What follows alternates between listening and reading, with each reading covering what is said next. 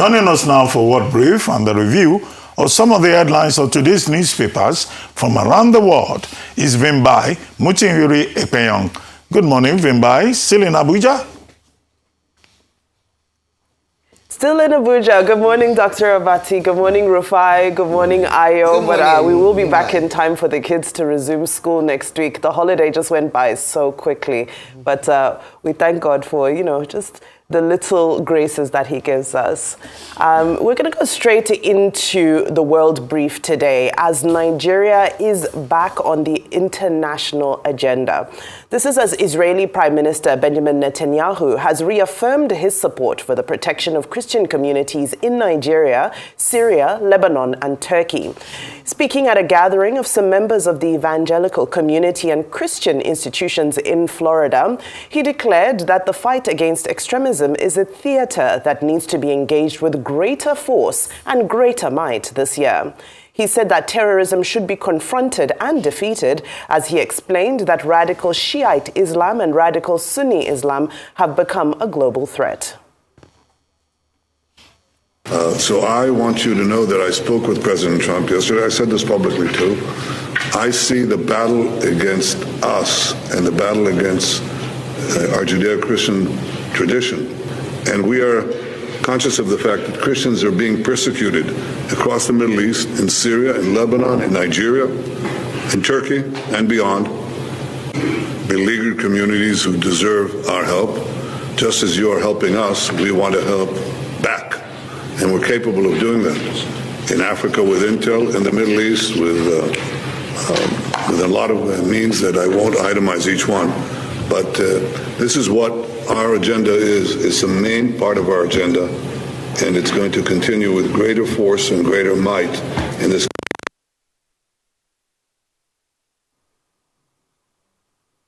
Well, this is the third time that Benjamin Netanyahu is making public statements about Nigeria, the first being in his Christmas Day address and the second being during a joint press briefing with U.S. President Donald Trump that was during his official visit.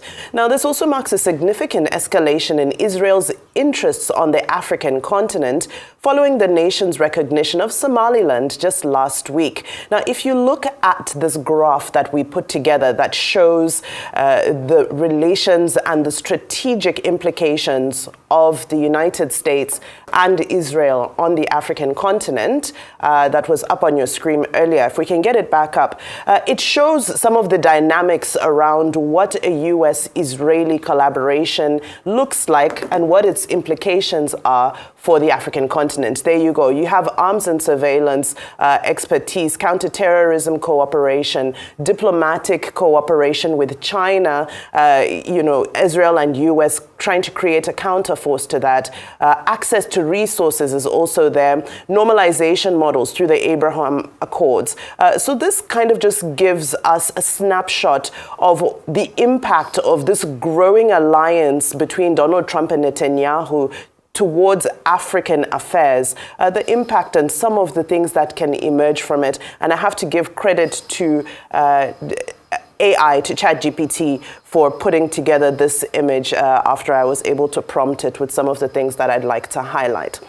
Now, the shared strategic adversaries between the U.S. and Israel, it would also appear that Netanyahu has been appealing to Trump's good side, as we know that he's currently struggling in the opinion polls in Israel as they prepare to go to election in Israel in October of this year. And they say that Donald Trump is by far more popular than Benjamin Netanyahu, as we saw during his visit to Israel, and that having a Trump endorsement might just be the trick he needs to get Israelis back on his side. Now, let's shift our attention to Iran, where 6 people have been killed after what began as a protest against economic grievances turned deadly yesterday in a number of cities across Iran. The protest was initially sparked by bazaris, or merchant class, on Sunday, triggered by a sharp devaluation of the rial, which currently sits at 1.4 million rial to a single US dollar on the black market. The official rate is at about 40,000. So you see the discrepancy discrepancy there. The inflation rate is at 40%, and this has led to a sharp increase in the cost of living. Now, the unrest comes at a critical moment for Iran as Western sanctions hammer an economy that's also grappling after U.S. airstrikes targeted nuclear facilities in June. However, behind the scenes of the protest is a call by the opposition leader, Crown Prince Reza Pahlavi, encouraging the protesters to intensify their action and push for regime change through several posts on X. In his most recent post, he wrote, "The Islamic Republic tried to keep you confined to your homes by closing public places and universities, but you bravely stood in the streets. We need greater solidarity and to hold the streets. Therefore, I ask you to use every opportunity, gathering and event in the coming days to expand this movement." Now, who is Crown Prince Reza Pahlavi? Well, he's the eldest son of the last Shah of Iran, who's currently in exile in the United States, where he received fighter jet training from the U.S. Air Force from a young age before the clerical regime took over Iran. So he spent his life organizing the Iranian diaspora. However, those who criticize him question his father's legacy and the depth of the influence of his relationship with the United States and Israel on his politics. Of course, there you can see him on a visit to Israel. He paid a courtesy visit to Benjamin Netanyahu. So there are questions around what is pushing his own drive to want to return back to Iran and become a leader in that nation again. Now, let's shift our attention back to the African continent, where there are now less than 2 weeks until the presidential elections in Uganda. And the campaign trail is getting more heated following the arrest of lawyer and key civil society leader Sarah Biriti. Whilst the Ugandan police confirmed her arrest, there's no indication as to when she will be arraigned before the court. And we are yet to receive a list of the charges. The police are yet to give an official reason for her arrest. However, it is speculated that her fiery and often controversial commentary about the government have led to her persecution. Now, these are some statements that she has made in the past. Many lawyers are comfortable making money with an abusive regime, because abusive regimes actually have a lot of money for the lawyers who cooperate with them, the cartels. You can become very rich. And then these lawyers cannot speak out about anything unconstitutional, undemocratic, and they are captured. So state capture is not limited to state institutions. It extends to bar associations. It extends to academia. So in a country, if the academia cannot speak up, if the bar association is silent, that country is dead. So until the bar associations decide to stretch their backs, instead of bending them for dictators to climb on them, that's when we shall protect civic space in the East African community. All right. Well, Biriti joins activists such as Kizza Besigye in custody. We know that Besigye has been behind bars, denied bail for several months now. Now, her arrest also follows a controversial directive issued by the Ugandan police force that the Ugandan flag can no longer be used without written permission from the Minister of Justice and Constitutional Affairs. Now, let's see that flag. Thank you. Uganda's signature black, red and yellow flags have become popular among supporters from across the political divide as they attend rallies and other campaign activities. Now, according to the police spokesman ACP Rusoke Kituma, this is inappropriate. They don't want people carrying flags at campaign rallies. Well, Bobby Wine, of course, who is one of the key opposition leaders in Uganda, is also chiming in to the current crackdown on opposition, urging them to download BitChat. That's a decentralized Bluetooth-based messaging app ahead of the January 15 polls, because they're worried that there will be internet shutdowns similar to what we have seen in the past. Now, all right. Now, this, of course, reflects growing concern in the civic space as we count down to the election in Uganda. Now, let's quickly take a look at what's happening here in Nigeria as we look at our newspaper headlines, well, also from across the globe. We begin here in Nigeria with This Day newspaper. So This Day leads with two major conversations: security and economics. On security, the newspaper reports, of course, on statements made by Israeli Prime Minister Benjamin Netanyahu with regard to Nigeria's security situation. Below the masthead is the federal government has unveiled its 2026 economic growth agenda that is set to prioritize jobs and investments. Of course, this is as we are seeing the government seeming to want to start this year with a reset because reform fatigue has set in. And this administration has realized that a reset button needs to be pressed with regards to perception management of the economy. Lastly, the National Assembly has directed the release of the signed tax bills to quell the gazetting controversy. These are issues that you have already discussed in detail. Now to the Guardian newspaper, which also leads with economics and says the year ahead in economics being the central theme. The Guardian reports 2026, a year to test policies, shape politics, measure performance. Now, beneath this headline is also the declaration by the opposition that 2025 was the year of hardship. And this is, of course, as they oil their machines for official campaigns to kick off in the run-up to the 2027 elections.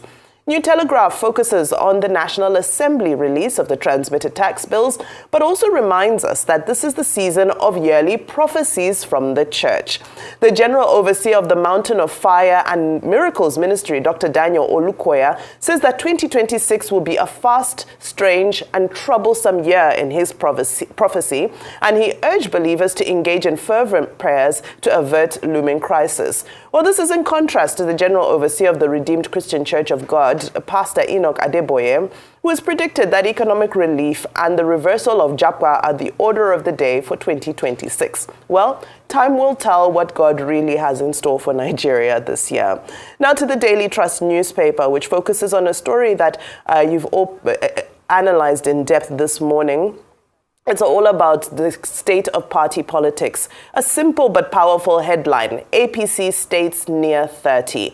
This is, of course, as Governor Caleb Mufwang of Plateau State has officially resigned from the PDP and is set to make his official move to the ruling APC today. This follows an announcement made by the APC chairman, Ntawa Yilwata, 2 weeks ago. However, a question that remains unanswered is who will be the head of the party in Plateau State, given Yilwata's senior role in the party, and whether these dynamics of leading state party politics will pose a challenge to the unity of the APC through this election year. Of course, we also know that there's security challenges in Plateau State, and it would be in bad taste for the governor to proceed with any big official unveiling of joining a new party today. So we'll be sitting back and watching whether the governor decides to put politics on the back burner today to focus on his state security situation, or whether he's going to go ahead and jollof and pepper soup with the APC. Now to the Daily Independent, lastly on Nigerian papers. This paper reports that police have arrested the driver involved in the Anthony Joshua crash. That's the gentleman who was driving the Lexus SUV that Anthony Joshua was sitting in, and he's to face some investigations from the police. This is, of course, as we also confirm the news that Anthony Joshua is now out of hospital. Thank God for that. Quickly now internationally, just two stories. The Guardian UK, the world mourns the victims of the horrific fire at a Swiss ski resort town of Crans, Montana. And the Guardian UK reads, from joy to horror in seconds, at least 40 killed by fire in a Swiss bar. This is as details continue to emerge. It's now clear that the fire was caused by an accident that was sparked from champagne sparklers. Very, very sad. Now to New York Times, that naturally leads with the public inauguration of 34-year-old Zoran Mandani that took place yesterday at City Hall, as he also became the first mayor of New York to be sworn in using the Quran. His speech focused on restoring affordability to New York, and the ceremony had Democrat firebrand Alexandria Ocasio-Cortez as well as Bernie Sanders in attendance on a very chilly winter afternoon. That's all we have time to take today. Thank you so much. I'll hand over the floor to the studio in Lagos for your comments and analysis. Okay, so where do I start from? Real quickly. As regards what is happening in Iran, definitely Reza wants to come back. The Americans also would like a situation where he comes back because, like his father, it was easy for them to control his father. So go back historically. when Reza's father was there, the Pahlavi dynasty, Iran and Israel that are fighting today were actually allies. In fact, it was said that Israel did give a lot of military support to Iran. All of that changed after the Ayatollahs came in, after the Iranian Revolution. Iran had a lot of oil. Yes, you'll say the Shah brought about development. It was more Western facing. In fact, he had one of the biggest, cultural festival of Persian culture in the 70s, where he had most of the world leaders come there. And that event, as at then, I think cost in the region of close to $200 million. It was elaborate, but problems started to kick in when crude oil prices started to slump. So his son, now many years after, is saying, the protesters should go on and see if they can topple the government. That's a stretch. That might be hard to do. Is there crisis in Iran? Yes, there's crisis. The crisis also are caused by the sanctions by the Americans. And that's what is happening. That's why you see there's a big distortion between the black market and the official market for the real. Iran had faced sanctions over the years. Those sanctions too can be linked to their nuclear aspirations. But when you also look at that, that's a level of hypocrisy, because Israel does have those nuclear aspirations, even have some weapons, as it's been reported in some quarters, but nothing has been done. So we'll see how all of this pans out. You can see that, yes, Reza is quite chummy with Netanyahu. And Netanyahu also, talking about Christian genocide in Nigeria. Yes, the message is constant Christian genocide. But let's not also forget that Netanyahu is also saying all of this because he wants to be on the same page with Donald Trump, where Trump is also feeding his own Christian nationalist base in America. So that's the politics behind it. All right. Okay, so very quickly, third one in low Constellation bar in Switzerland, where about 40 people now have been confirmed to have died, and a lot more people being injured.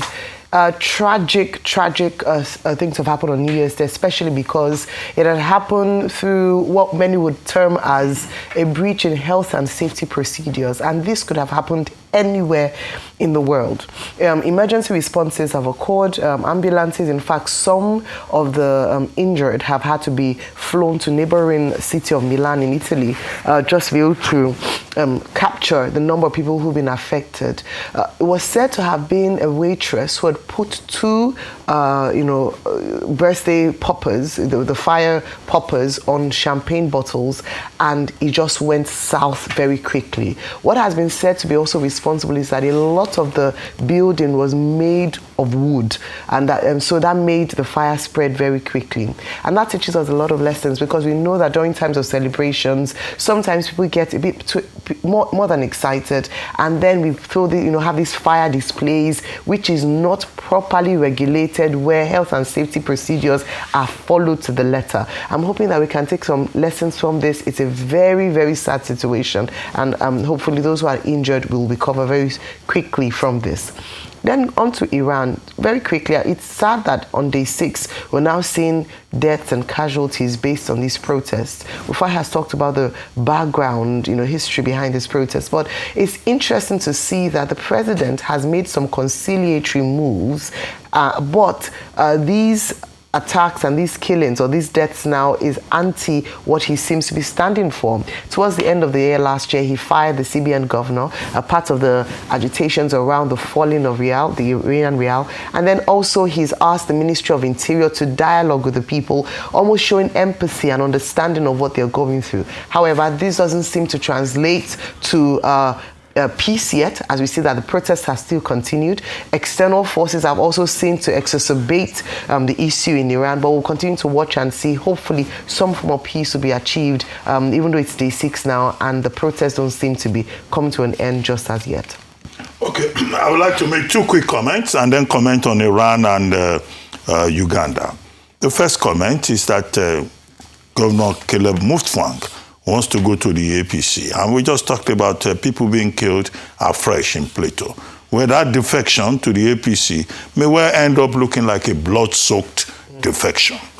Now, as for Oyo State, the crisis between Oyo State and the federal government over grants for the Bodija explosion, I think the point needs to be added. That is the people of Oyo State that should be more concerned, because they are the ones who have now been shortchanged because of politics. 50 billion that was supposed to go to Oyo State, 30 billion went there, the remaining 20 billion has not been made available. And whereas people have been compensated or assisted in other states, the victims in Oyo State have not been assisted. That's what you have when politics goes supreme. Now, Uganda. Let's start with Uganda. Now, Uganda is going to have elections in January 15, on January 15. By the way, this is also a year of elections. A total of 14 elections worldwide in the year 2026, beginning with Myanmar's second phase election in January 11, and then the third phase, January 25. And then in January 25, you have Uganda there on January 15 having general elections. I've talked about late Musevenism on this program before now, which is defined by the familiar tactics of Museveni wanting to be in power forever. He's 81. He has spent 40 years, and it's the same tactics. So the outcome is predictable. Repression of the opposition, intimidation, violation of the rights of the people. Now Dr. Mirite is the latest. Sarah Mirite is the latest. She is a civil society leader, the leader of the IHON, that is the Eastern Horn of Africa Election Observation Network, and also of the Constitutional Governance. She is the director there. Now, what is her offense? She says that, look, the people should go and use a space link. I think that's what it's called. Because usually, during election periods, the government of Uganda, under Museveni, is habitually want to suppress access to the internet. And she just advised that go and use Starlink. I've not finished. I've just started speaking. Now, that you should go and use Starlink. And then because of that, she's been arrested. Her offense has not been disclosed. The chief of police says she will be taken to court in due course. All of that is in violation. All of that is in violation of the Constitution of Uganda. Article 17 gives you the right to a counsel. Article 18 says that you must have fair hearing. They have denied these civil society activists all of those rights, and that's what should be condemned. Besigye is in prison. Bobby Wine and his supporters are routinely attacked. So the outcome of the January 15 election is predictable, just as the outcome of the Myanmar election is also predictable. Finally, Iran. The major problem in Iran is the condition of living. The Iranian currency is now weak against the dollar. In 2022, it was about 430,000 to the dollar. Now it is 1.42 million to the dollar. The central bank governor has resigned, and then, of course, the people are calling for regime change. Down with the dictator, they say, an equivalent of the Iranian revolution that I talked about yesterday. That's where Reza Pahlavi is relevant. But, of course, U.S. is gloating. They are praising the people for courage. State Department is saying, this must end. But Pezeshkian, who is the president, says they are willing to talk to the protesters. But it has moved from the Grand Bazaar to the streets, to different provinces, and university students have entered. We'll see how this works out eventually.